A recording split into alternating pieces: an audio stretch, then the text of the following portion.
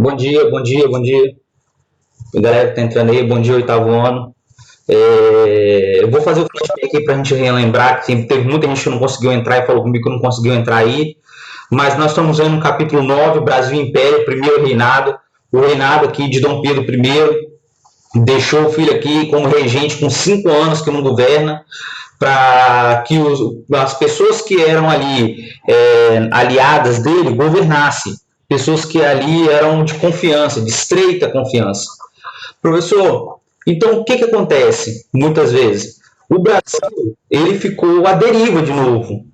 Dom Pedro volta para Portugal, fica aqui o filho dele que é príncipe regente, e o Brasil vai ser governado por pessoas que representam essa criança, entendeu a ideia? Isso que é regência. E eu falei com vocês para a gente fazer a atividade do capítulo 9. Parece que é muita coisa, mas não é. É o capítulo todo. Era para fazer a página 2, a 3, que é uma linha do tempo. Gente, muito fácil. Depois a 7, para fazer depois a 11, que ali tem uma análise legal sobre escravidão. E também fazer sobre a página 14. Ok? É o seguinte. Hoje nós vamos fazer a correção do capítulo.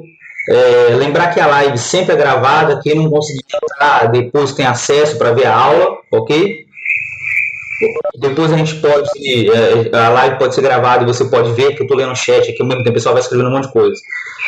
Vou dar um recado sobre o tio Rubens e depois falar também sobre atividade avaliativa e atividade para quarta-feira, ok? Então nós temos que correr.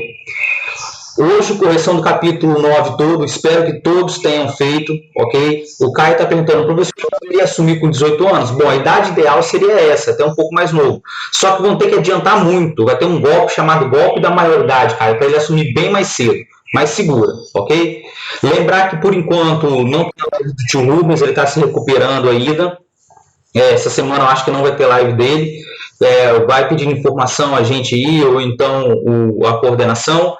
E no final da aula eu vou passar o caderno de atividade para quarta-feira e eu vou avisar sobre uma atividade que vai valer ponto de pesquisa, ok? Fechou? Podemos fazer a correção? Podemos? Todo mundo com a apostila na mão? Página 2. Que já deu tempinho aí do pessoal entrar, né? Podemos fazer a correção da página 2?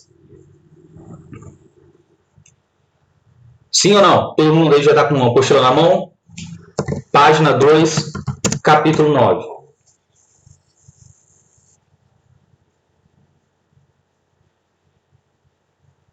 Então, Júlia, lê para a gente a página 2, fazendo favor. Tá me ouvindo? Tô, Júlia.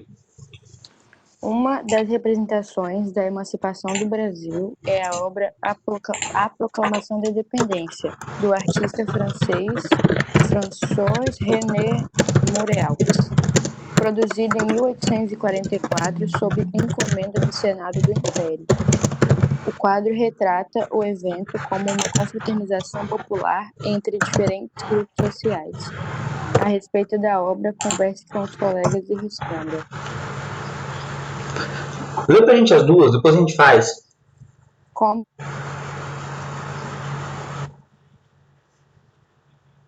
Brasileira com Dom Pedro I. Você chegou a fazer essa?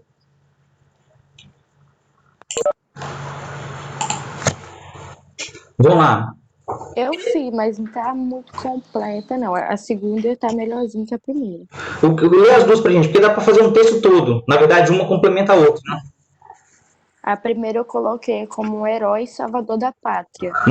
Boa. E a segunda eu coloquei a elite, os trabalhadores e escravizados com a esperança de melhoras que foram prometidas, mas não cumpridas. Então é o seguinte, vamos lá. Não tem escravizado na imagem, a gente não pode afirmar, Júlio. Só isso que você tem que apagar aí. O resto está perfeito. Não tem escravizado na imagem.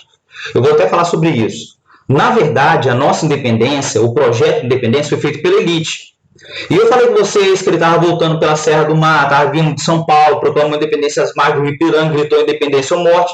E, na verdade, tem dois quadros que foram encomendados que representam a independência. Um do Pedro Américo e esse do René François Moureaux. Professor, Uma imagem, a do Pedro Américo é até mais real, porque não tem povo lá, só tem os dragões de independência. Nós vimos essa imagem. Só tem os dragões de independência e Dom Pedro lá com a mão levantada, lá gritando independência ou morte. Essa imagem, vamos lá, do François Moreau, foi feita em 1844, ou seja, 22 anos após a proclamação da República. Esse quadro foi feito, encomendado pelo filho dele, Dom Pedro II. Gente, olha só, eu contei para vocês que Dom Pedro estava com diarreia, estava voltando lá do São Paulo, tinha ido lá fazer negociações, política, foi ver também a amante dele. Ele estava voltando, ele recebeu as cartas lá da esposa dele, Leopoldina, junto com o José Bonifácio, aonde ele tinha que voltar para Portugal. Foi um ultimato, o último ultimato, porque ele já tinha passado pelo dia do fico, lembra? E ele acabou rompendo, tirou as insígnias, jogou no chão e acabou rompendo com Portugal, declarando a independência. Ok. Professor, teve povo, eu falei em algum momento que teve participação popular? Não, porque é a elite que fez independência. Ou seja, a elite que conduziu a independência do Brasil. Ele manteve tudo intacto, inclusive a monarquia. Professor, então olha a primeira pergunta. Como Dom Pedro foi retratado nessa imagem? Dom Pedro foi retratado nessa imagem como um herói nacional.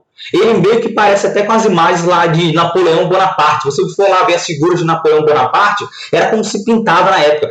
Dom Pedro é pintado como um herói popular, um herói nacional, cercado pela população, numa pose altiva. Ele está no centro, colocaram ele no centro. Por quê? Para ser o destaque. Se você olhar ao redor dele, os outros que estão levantando também o chapéu são soldados que são ali a mando dele. Eram os dragões de independência depois, né? Foi virar os dragões que ficavam ali protegendo ele, ok? Aí vem a pergunta número 2.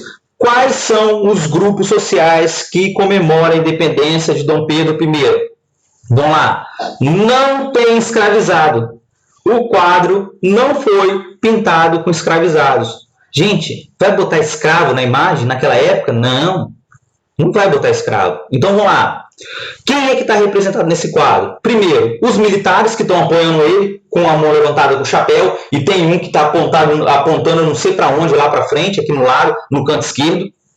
Do outro lado, você vê que tem um homem levantando ali, como se fosse uma pessoa ali, pobre, livre, que ficava na região de São Paulo, lembra até meio um bandeirante a roupa dele. Então quer dizer que havia pessoas pobres, livres, crianças, mulheres e os soldados que apoiavam Dom Pedro. Você consegue ver escravo na imagem? Não, não tem escravo. Não queria se representar esse Brasil negro, esse Brasil escravocrata. Se você olhar aqui, ó, aqui atrás, você pode colocar até assim, parece indígena, mas não tem como afirmar aqui atrás, ó. Parece que tem indígena, mas tá vestido bonitinho, a gente não pode afirmar. Então coloca lá, quem é que estava no quadro? Os militares, mulheres e crianças e homens pobres e livres, aparentemente. E não foi pintado escravo. Professor, esse quadro representa a verdade do que aconteceu? Não, não é. Não é. Isso aí é uma representação do real. Você acha que o François estava lá durante a independência? Não. Isso foi feito sob encomenda para enaltecer quem? Dom Pedro, o famoso Dom Pedro I. Ele, na verdade, foi feito para enaltecer ali a figura dele porque foi encomendado pelo filho. Por incrível que pareça, o pai dele voltou, depois vai morrer, cena dos próximos capítulos, vai durar pouco lá em Portugal, vai morrer, e o filho dele vai encomendar um quadro para enaltecer o grito do Ipiranga, enaltecer o pai dele, Dom Pedro I, que deixou aquele na regência com 5 anos. Com 5 anos. Professor, mas aqui ele já estava com 19, quando ele vai encomendar esse quadro, se não me engano, 19 para 20. Então, na verdade, esse quadro foi uma representação do que não aconteceu. Porque não havia povo. A proclamação da República não tinha povo participando. O povo, na verdade, nem sabia o que estava acontecendo. Se tivesse alguém passando ali junto na estrada com Dom Pedro, nem ia saber o que estava acontecendo.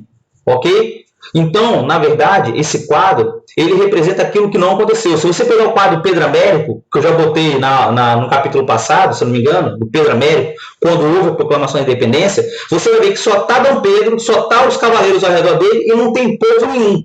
Esse quadro é mais real do que esse que nós estamos vendo. Ok? Então não caiam nessas coisas. Ó, ele não é menos ou mais herói porque aconteceu isso. Mas esse quadro foi feito sob encomenda. Professor, que coisa horrível. Dom Pedro II pediu para enaltecer o pai dele. Galera, se você for pegar lá as imagens de Napoleão Bonaparte, você vai ver as figuras lindas e maravilhosas. Tem uma imagem dele com um cavalo empinado, como se fosse possível fazer isso. Então era comum o pessoal fazer o quê? O Photoshop do passado, melhorar, ok? Representar uma coisa ideal, enaltecer uma coisa que não aconteceu naquela forma. Era muito comum fazer isso, ok? Não tem problema. Deixa eu ver aqui. A Júlia colocou que trair mulher nessa época era muito normal. É, Júlia, muito normal. Porque os casamentos nas classes mais altas eram de interesse. Eu não sei se eu sem querer, galera, eu não assisto novela. Eu vi que final de semana terminou o Novo Mundo. Aí você vê a posição, você vê a Leopoldina grávida. O casamento deles não era uma maravilha. Se você for pesquisar, a Leopoldina sofreu muito. Eu já contei que o pessoal um tempo atrás achava que ela morreu de pancada, surrada por ele. Isso já foi provado que não é. Ela não tinha fratura nenhuma. Mas parece que ele agredia ela, isso não é confirmado. E a agressão naquela época era normal contra as mulheres. Então, dê valor à sua liberdade hoje, ok?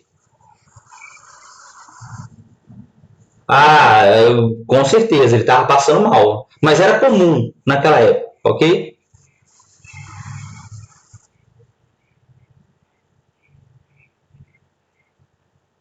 Ô, Caio, você colocou que eram pessoas de alto e médio cargos. Vamos lá.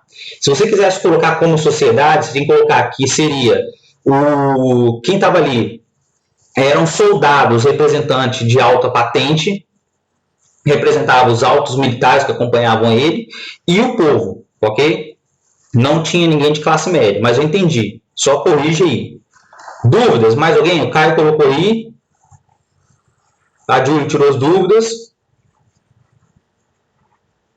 Mais alguma coisa? Se não me engano, essa é uma biografia aí de Leopoldina. Leopoldina, gente, olha só, era o oposto. Dom Pedro, ele é realmente mulherengo, gostava de beber, de sair, tinha um monte de amante, não é novidade nenhuma. Mas Dona Leopoldina veio da Europa, da Áustria, ela era uma mulher instruída, gostava de estudar, de ler. Inclusive aqui nas cortes brasileiras, ela era meio que sofria bullying, porque ela andava com os livros e lia, e não era muito comum. Dom Pedro não era um excelente administrador, ele era um cara muito reativo, muito emocional. Era o oposto, entendeu? Era totalmente oposto. Mas no início eles se deram bem, eles se gostavam, tá? No início eles se gostavam. Não é assim não. A história tem vários lados. Fechou? Podemos passar por Organiza Ideias, página 3. Página 3. Quem pode ler pra gente a página 3, fazendo favor?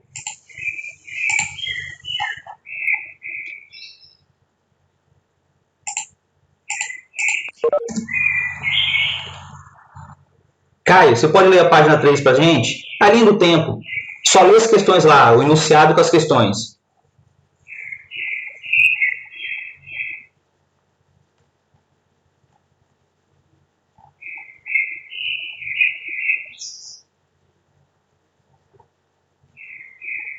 Deixa eu ver se o Caio vai querer ler. Então, Júlia, lê pra gente, fazendo favor. A chegada da família real portuguesa ao Brasil em 1808 acelerou o processo de independência do país, concluído em 1822. Esse período foi marcado por importantes acontecimentos, como citados a seguir.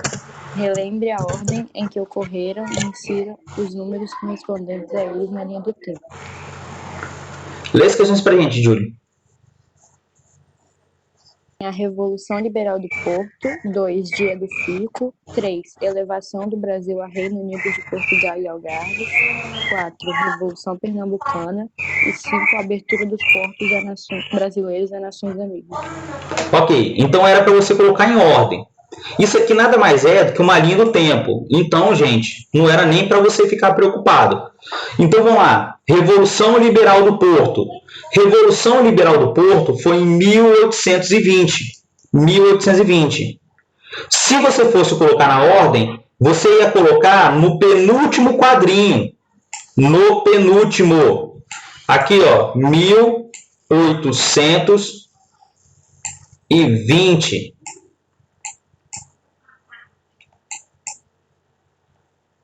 1820, ok? Você vai colocar número 1 no penúltimo quadrinho.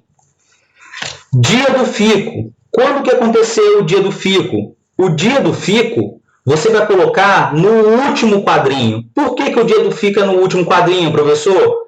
Porque o Dia do Fico aconteceu lá no dia 9 de janeiro de 1822. Dia 9 de 1 de 1822. Quando Dom Pedro recebe as cortes lá das cortes portuguesas a mensagem que, na verdade, as cortes portuguesas estavam desautorizando os atos de Dom Pedro. O que ele fala? Se é para a felicidade geral da nação, pelo bem do povo, diga a eles que eu fico. E ele decretou o dia do fico. Professor, mas antes ele já tinha se manifestado que não desejava voltar a Portugal. Tem que deixar isso claro. Nosso grito de Ipiranga é só dia 7 de setembro de 1822. Tá vindo aí, feriado. Tá chegando, feriado, segunda-feira, se eu não me engano, que vem, né? Se essa agora próximo. Segunda-feira que vem. Por quê? O dia 7 de setembro, que ninguém lembra por que é feriado. Na verdade, no dia 9 de janeiro, ele marcou o primeiro rompimento com Portugal. Por quê? Portugal ficava ameaçando. Dom Pedro, volta. Dom Pedro, volta. Dom Pedro, recoloniza o Brasil. Volta para assumir o trono. Que o pai dele tinha falecido, né? Volta para assumir o trono. O que vai acontecer na verdade? Dom Pedro, na verdade, ele rompe a primeira vez oficialmente com Portugal, quando Portugal diz que é para ele voltar e para ele desfazer o que ele estava fazendo, que era o processo de independência que ele já tinha começado, para recolonizar o Brasil, e ele não aceita. E ele diz, eu fico no Brasil, ok? É o famoso dia do fico. E a elite brasileira vai ficar muito satisfeita, porque ali ele vai deixar claro que, na verdade, ele ia romper com Portugal. Ok? Depois ele vai ficar recebendo carta, vai ver ameaça de invasão lá em setembro, ele vai receber a carta de Leopoldina quando ele estiver voltando, aí ele vai decretar o grito de Ipiranga. Fechou? 7 de setembro, independência, Davi, 7 de setembro de 1822. Dia do Fico, 9 de janeiro de 1822. Ok? Não pode confundir. Depois, elevação do Brasil ao Reino Unido de Portugal e Algarves, que é o terceiro. Professor, aonde fica o terceiro? Aqui, ó, no segundo quadrinho.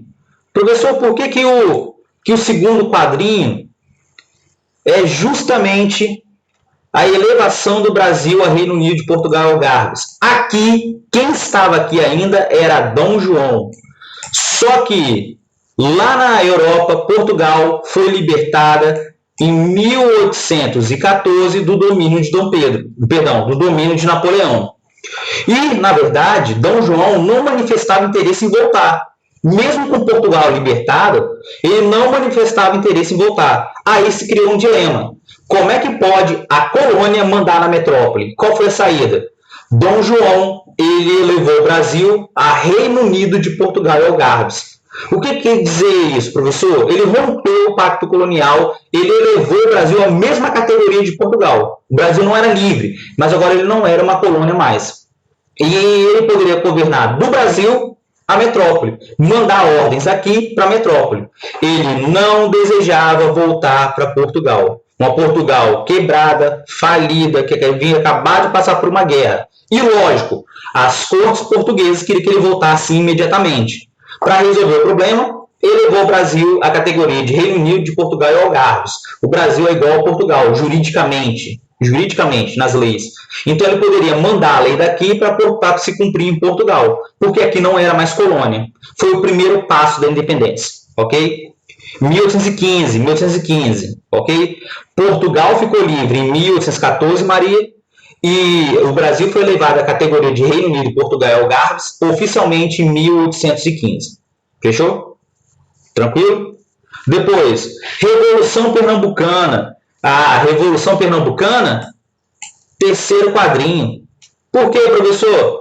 Porque a Revolução Pernambucana ela vai acontecer em 1817. Aqui, ó. Com aquele cara lá, o Domingos José Martins. Nós já falamos disso, capítulo passado. Professor, Revolução Pernambucana. Pessoal insatisfeito no Nordeste com o abandono lá da família real. Crise no algodão, crise no açúcar. a miséria aumentando, pobreza aumentando, a vida muito difícil, muito cara no Nordeste, a capital que saiu de Salvador, falta de prestígio, foi para o Rio de Janeiro. Então, na verdade, a Revolução Pernambucana de 1817, ela manifestou justamente a decepção com a chegada da família real e depois aquelas transformações que foram prometidas que não chegou no Nordeste, que na verdade só ficaram onde? Na capital, nós já falamos disso, capítulo passado. Só ficou onde? Na capital. Então o pessoal ficou o quê? Decepcionado. O Nordeste abandonado, a capital que saiu de lá, crise no algodão, crise no açúcar, escravo muito caro, que era mão de obra, a qualidade de vida piorando, miséria piorando, você gastava muito para sobreviver. Vai acontecer a Revolução Pernambucana, que vai unir várias classes sociais, ok? Nós já vimos isso. E por eliminação, a primeira vai ficar o número 5, porque o número 5 é a abertura dos portos a nações amigas. Galera, isso aconteceu em 1808. A família real chegou aqui e, para pagar ali o apoio da Inglaterra, abriu os portos às nações amigas. As nações amigas não, né? Na verdade, coloca lá a Inglaterra, porque a Inglaterra que vai ser a grande beneficiária. Então, vamos lá. Ela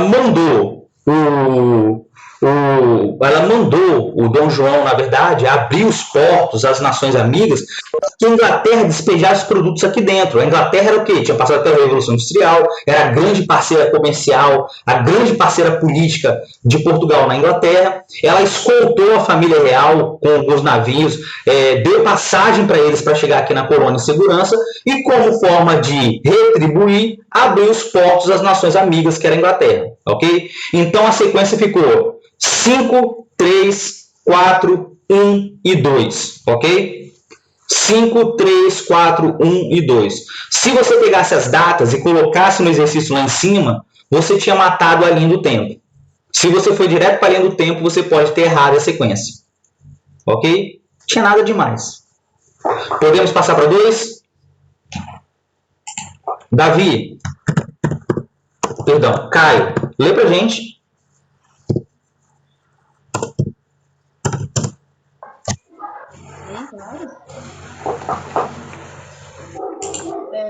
Com a partida da família real portuguesa em 1821, a política brasileira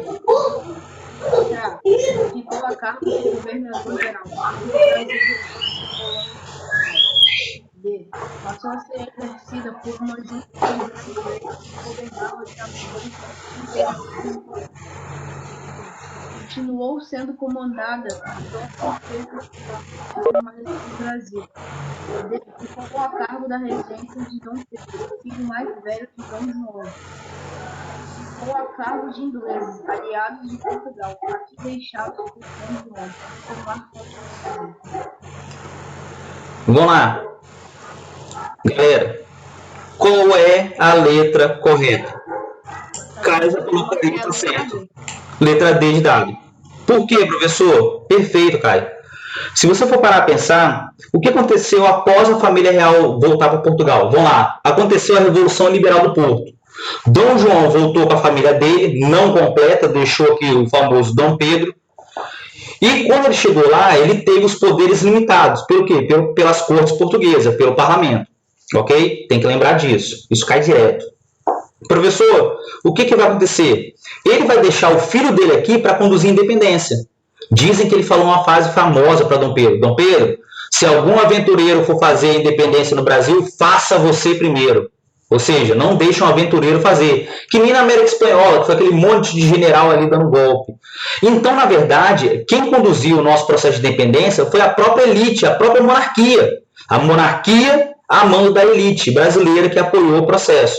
Então, a letra D foi justamente isso. Dom João deixou o filho dele aqui, Dom Pedro, mais o filho dele homem, né, voltou para as mulheres, para conduzir o processo de independência. E Dom Pedro vai fazer a mesma coisa com o filho dele, o Dom Pedro II, vai deixar ele aqui também como regente. Olha só que legal. A mesma coisa que o pai fez, o filho vai fazer, deixando o Dom Pedro II com 5 anos e os regentes para governar o Brasil. A história se repete, ele aprendeu com o pai dele. Fechou? Tranquilo? Podemos passar? Página 5. Dá uma paradinha na página 5. Sobre as mulheres.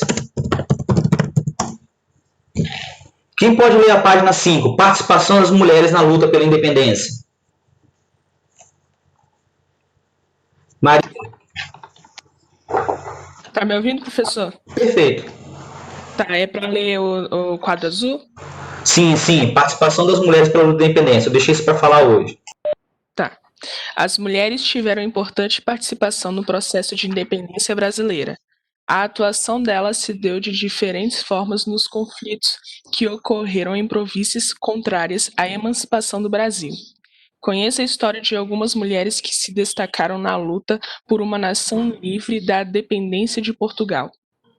É para ler na ordem? Pode ler? Em fevereiro... É aqui que é para ler mesmo, professor? Em fevereiro de 1822? Em fevereiro de 1822, tropas portuguesas combatiam o movimento de brasileiros pró-independência na Bahia.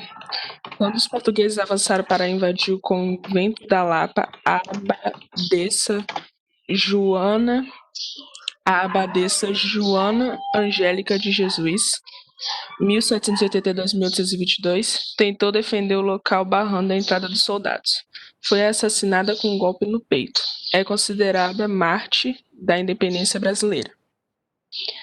Maria Quitéria, 1792-1853. Foi a primeira mulher a integrar o exército. Para isso, precisou fugir de casa. Alistou-se vestida com as roupas do cunhado e lutou pela independência nos conflitos que ocorreram na província da Bahia. Descendente de escravizados, Maria Filipa de Oliveira combateu os portugueses na ilha de Taparica, na província de Salvador, de forma inusitada. Organizou um grupo de mulheres que embriagou os portugueses e lhes deu uma surra. Em seguida, o grupo queimou as embarcações portuguesas.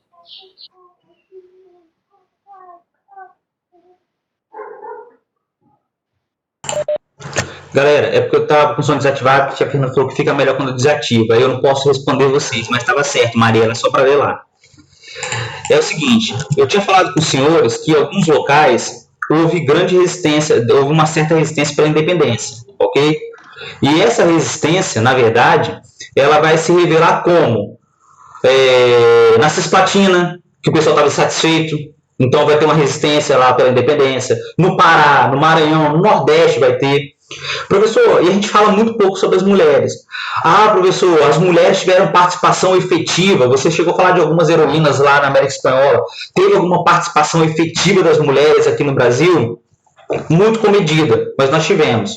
A abadesa, a Maria Filipa, que era escrava, mas principalmente a Maria Quitéria. A Maria Quitéria, ela se vestiu de homem para poder lutar ali naquelas revoltas que eram contra a independência do Brasil. Ela parece que botou uma fita no seio. E depois foi uma história muito bonita que ela foi descoberta pelos soldados. E naquela época era uma ofensa terrível, né? Porque a guerra era feita pelos homens. Patriarcalismo, né? Patriarcalismo. E ela foi utilizada até como propaganda por Dom Pedro. E depois ela vai acabar morrendo esquecida. Tem até se não me engano, tem uma bibliografia sobre ela. Professor, mas as mulheres lutaram pela independência, ajudaram o processo de independência? Ajudaram. E o que aconteceu depois? É o melhor de tudo, como sempre. O que aconteceu depois do processo de independência? Elas foram esquecidas. Elas foram deixadas de lado. A mulher inferior ao homem. Apesar de terem ajudado no processo de independência, como Maria Quitéria, como a Maria Filipa, como a abadesa, esqueço o nome dela, Joana Angélica, que ela deu a vida, na verdade, ali pelo convento católico, né? Mas ela foi lembrada também como uma heroína. Então quer dizer que não houve só homens que lutaram pela independência e não foram também só homens que conduziram o processo e deram a vida também pela independência do Brasil. Não foram só os brasileiros, foram também mulheres. Bem mais comedida. O engraçado é que na Constituição brasileira, depois, as mulheres vão ser proibidas ao voto. As mulheres lutaram, algumas lutaram, mas elas foram esquecidas. Depois, quando veio a Constituição de 1924, aquela Constituição portuguesa, que era conservadora, as mulheres foram deixadas de lado. Olha só, as mulheres só vão conseguir o voto aqui no século XX, no início do século XX com Getúlio Vargas, a gente vai ver ano que vem, com sufrágio universal. Elas vão ter que lutar muito para serem reconhecidas, infelizmente. Mas fica aí mulheres que lutaram, heroínas pela independência. A gente só fica falando de homem, Dom Pedro, e José Bonifácio, só fala de Leopoldina, que era de classe alta, e esquece dessas mulheres que eram o povo. Era povo. Essas mulheres eram povo. Maria Quitéria era povo. A Maria Filipa era povo. Ok? Correção, página 7. Página 7. Tem um texto de apoio no troca de ideias. Em cima tem a imagem de Dom Pedro e embaixo tem o troca de ideias, que está falando um pouquinho sobre a Constituição. A gente vai ter que dar uma paradinha, que eu tirei umas características que a Apostila não trouxe esse ano. Quem pode ler o texto para a gente, fazendo favor? Só o texto, depois eu respondo.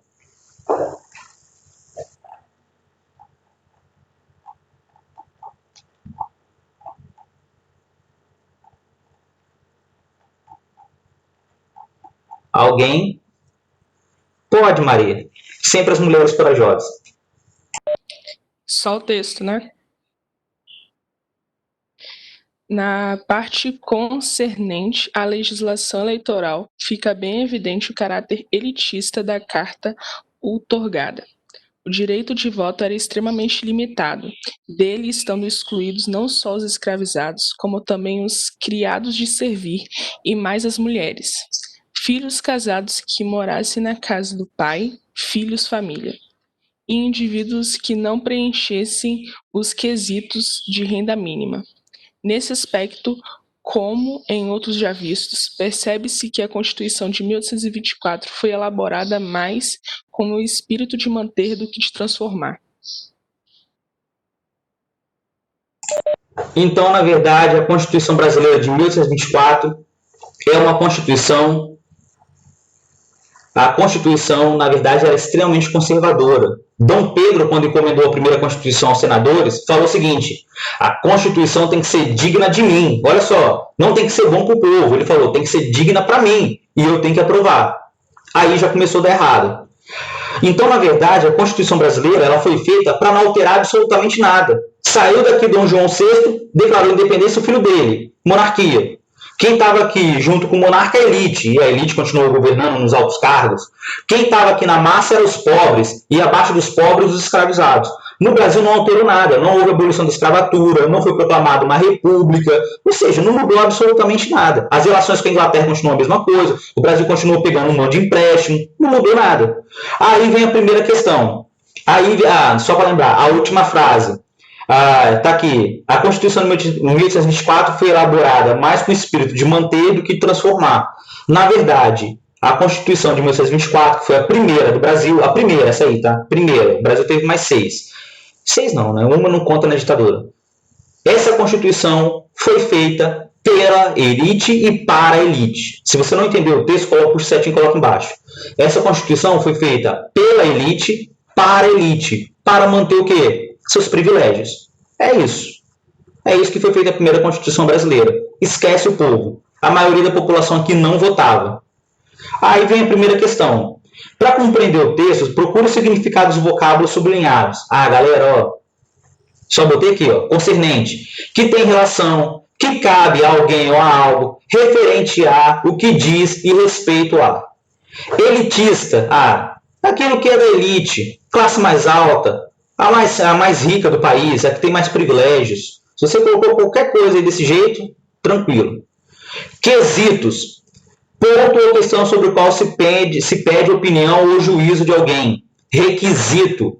Requisito, condição, pergunta, exigência, inquisição, interrogação, questões, tópicos. Isso tudo é sinônimo de quesito. É algo que você precisa para você fazer alguma coisa.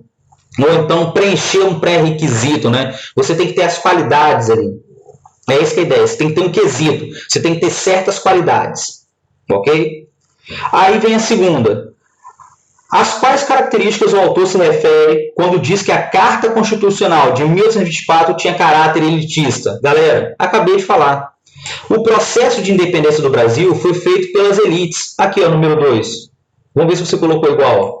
Foi conduzido pela elite, que não desejava mudar a sociedade colonial na independência. Ou seja, a elite promoveu a emancipação para se manter no poder, preservando as instituições e as desigualdades, como a escravidão e o latifúndio na mão dos grandes proprietários.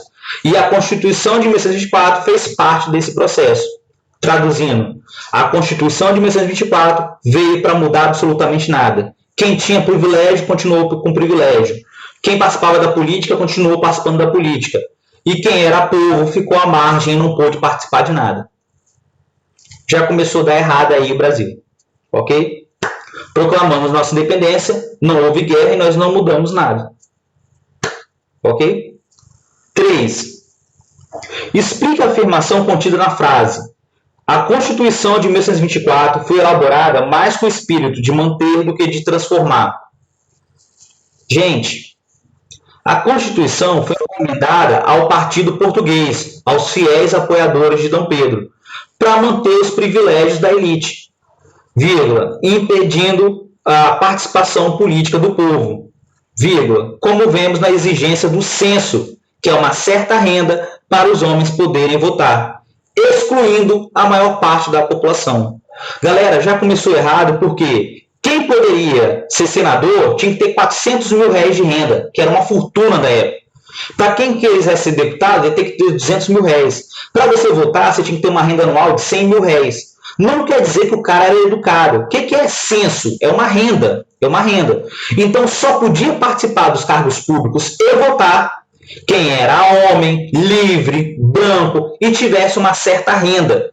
Galera, mulher, escravizado, estrangeiro, essa galera não votava, que era 90% da população, talvez 85% da população não votava. Eles foram deixados à margem, ou seja, a população brasileira foi deixada de lado. A Constituição foi feita pela elite, para a elite e para não mudar absolutamente nada. É isso que é a primeira Constituição brasileira. Uma Constituição conservadora, que colocou os poderes unicamente na mão de Dom Pedro, com o famoso poder moderador. Ok? Dúvidas? Alguém quer responder? Dúvidas? Dúvidas? Podemos passar? Dúvidas? Ok, então, podemos ir? Não tem problema, já copiaram? Essa Constituição depois ela vai ser desfeita. Na regência, vão fazer um monte de alteração nela, mas tem que lembrar dessas características. Professor, vamos lá. A apostila... Opa, alguém estava copiando aí. É porque eu tirei umas características que não estão na apostila para discutir com os senhores. A apostila não traz todas as características da Constituição de 1824. Mas o que o seu professor tirou do site as características principais para a gente ir falando algumas coisas?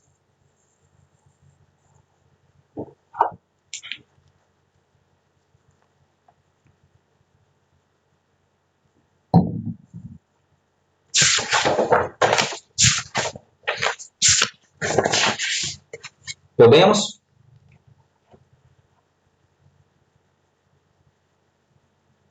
Vamos lá.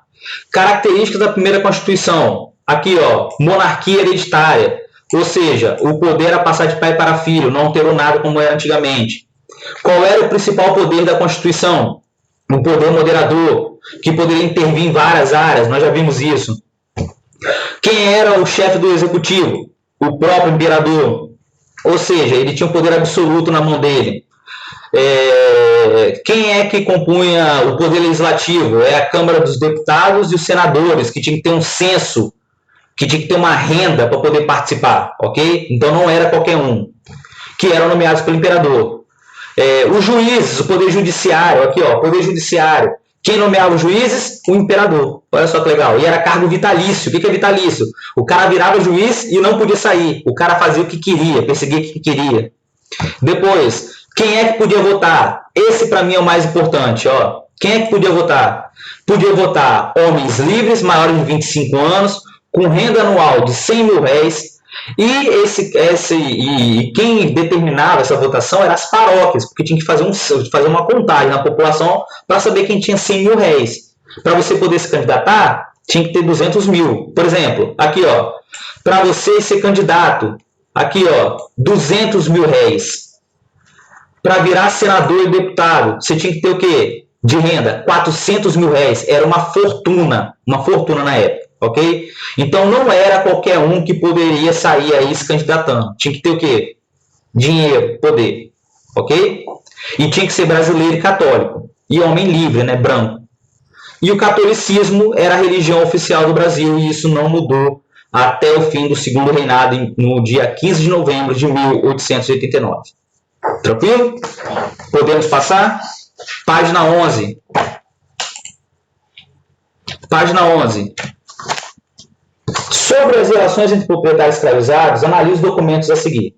Tolhido em suas liberdades mínimas, o negro deveria receber um bom tratamento por parte de seus senhores, uma vez que ninguém interessava em dilapidar o patrimônio, impedindo o escravizado de realizar suas tarefas. A legislação, antes portuguesa e depois imperial, teve sempre presente a preocupação de evitar os excessos. Leis, portarias e recomendações no sentido de os castigos aos escravizados não serem desproporcionais e irregulares por eles cometidos. Sucede-se nos séculos subsequentes, todos eles devidamente desobedecidos. O fato é que, para o proprietário de escravizados, estes eram vistos como a propriedade do que como seres humanos. Dessa forma, viam-se no direito de descumprir leis que consideravam atentatórias às suas condições de donos. Embaixo tem Casamento Negro e uma Casa Rica, 1826, Jean Baptiste Debré. Número 1. Com base na interpretação dos documentos e em seus conhecimentos sobre a sociedade brasileira no primeiro reinado, faça o que se pede. Descreva a cena retratada por Debré. Galera, a resposta está embaixo. É a cena de um casamento entre negros, ok? 2. Quais as diferenças no tratamento dispensado aos escravizados que podem ser percebidas no documento? O documento fala que os donos realizavam maus tratos contra os escravizados. E a imagem mostra o bom tratamento que era dado por alguns dos donos. Ou seja, era uma contradição. Apesar de se proibir castigos violentos, isso era descumprido pelos donos, e a imagem de Debré mostra que não é só com a violência que era feita a dominação dos escravos, ok? Eles também davam certas liberdades. Tranquilo? 3.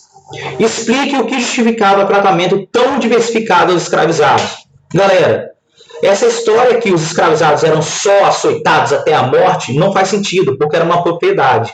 Os donos muitas vezes descumpriam as portarias que proibiam castigos violentos, mas eles também se utilizavam de outras formas para conquistar o apoio dos escravizados. Como? Com a cooptação. Eles davam certos benefícios aos escravizados em troca dos escravizados ficarem dóceis e trabalharem para esse dono sem se revoltarem. Uma dessas estratégias era permitir o casamento dos negros. Era permitir, com a bênção do Senhor, e feito por um padre da Igreja Católica. Essas liberdades eram uma forma de enganar os escravizados e mantê-los dóceis, trabalhando. Ok? Então não era só com a violência que se fazia isso. Podemos passar? Que está acabando o tempo. Página 14. Podemos?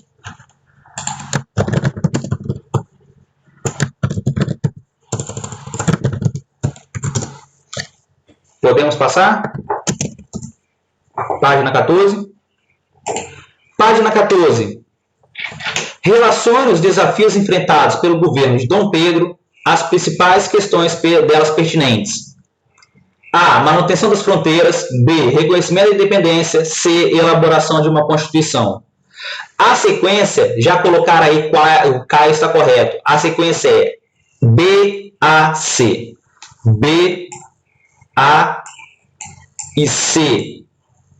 Ok? B, A, C. 2. O poder moderador foi um dos aspectos que mais marcaram a Constituição de 1824. Explique quais eram os poderes que ele conferiam ao imperador e de que forma se relacionava com os demais poderes executivo, legislativo e judiciário. O poder moderador era o poder que ficava acima de todos os outros e era somente na mão de Dom Pedro. Ele tinha o poder de dissolver a Câmara, decretar estado de sítio, suspender penas e magistrados, nomear presidente de províncias, convocar assembleias, escolher senadores, entre outras funções aí, ok? Se você for pesquisar, tinha um monte de poder. Tranquilo? Ou seja, era o poder acima do poder. Ficava acima do executivo, legislativo e judiciário, ficava na mão de Dom Pedro. 3. A Confederação do Equador objetivou a emancipação política de algumas províncias do Império, mas também uma resposta dos liberais a algumas medidas centralizadoras estabelecidas pelo governo de Dom Pedro I. Qual foi a principal medida centralizadora? O que desejavam os liberais? Traduzindo essa pergunta, por que aconteceu a Confederação do Equador? A3. É simples. A Confederação do Equador se manifestou contra a utilização do poder moderador, porque o poder moderador era antiliberal. E a Confederação desejava a liberdade com a proclamação de uma república e também, nas classes mais baixas, o fim da escravidão. Ok? Então, eles se manifestaram contra o poder moderador. Tranquilo? 4. Sobre a Revolução Pernambucana e Confederação do Equador, analisa afirmativas a seguir. A letra correta da 4 é a letra D de dado. Apenas as afirmativas 1 e 3 estão corretas. Letra D, Caio. Letra C, não. Porque a 2 está incorreta. Porque se eles querem uma república, não pode ser monarquia. Ok, Caio? Se eles querem uma república, não pode ter monarquia. Uma coisa elimina a outra. Fechou? Galera, para quarta-feira, eu quero o caderno de atividade. Ok? Caderno de atividade do capítulo 9 todo. E eu vou mandar para vocês uma pesquisa valendo ponto. A pesquisa da página 13. Eu vou criar uma atividade, vou colocar lá, atividade avaliativa em texto com referência sobre o carnaval e a cultura na época da escravidão, na época da colônia. Valendo 5 pontos para o dia 9 de julho, depois do feriado, ok? Quarta-feira agora, caderno de atividade. E essa pesquisa eu vou mandar